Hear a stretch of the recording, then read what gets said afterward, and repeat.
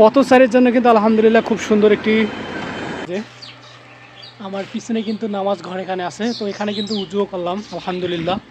ওইদিকে কিন্তু মানে কল আছে, একটা ছোট কল, এখানে উজু করলাম। তো দেন এখানে কিন্তু এখন নামাজ আদায় করব। এটা পথচারীর জন্য কিন্তু আলহামদুলিল্লাহ খুব সুন্দর একটি মানে ব্যবস্থা করছে।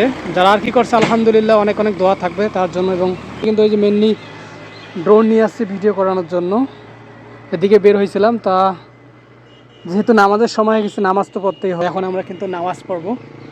ভ্যান নিয়ে আসছি, তো ভ্যানটাকে একটু তালা দিই, তারপরে কিন্তু নামাজ ঘরে দিতে হবে। সেফটি ফার্স্ট আগেই। ভ্যানটাকে এখন তালা দিয়ে আমরা দেন এখন কিন্তু আমাদের ভ্যানে কিন্তু তালা দেওয়া অলমোস্ট শেষ। এটা হচ্ছে নামাজ ঘর। তো এখানে আমরা নামাজ পড়ব।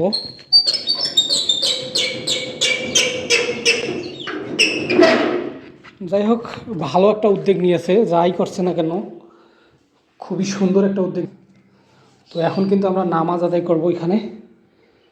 নামাজের ওয়াক্ত যেহেতু হয়ে গেছে, তো এই জন্য ভাবলাম যে এখানেই নামাজটা পড়ে নেই, তারপরে দেন আমি ভিডিও বানাবো। তো মাশাআল্লাহ আলহামদুলিল্লাহ খুব সুন্দর একটি কিন্তু ঘর, পথচারীর জন্য নামাজ ঘর ব্যবস্থা করেছে। তো যাই হোক, এখন কিন্তু আমরা নামাজ আদায় করব। তো মানে যাই করুক না কেন, এটা কিন্তু আসলে খুবই ভালো একটা কাজ করেছেন।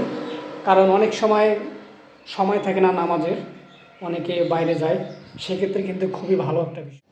ভিডিওটা কেমন লাগলো অবশ্যই কিন্তু কমেন্টের মাধ্যমে জানাবেন। এবং পথচারীর জন্য যে নামাজ ঘরটা, এটা কিন্তু খুবই সুন্দর একটা উদ্যোগ।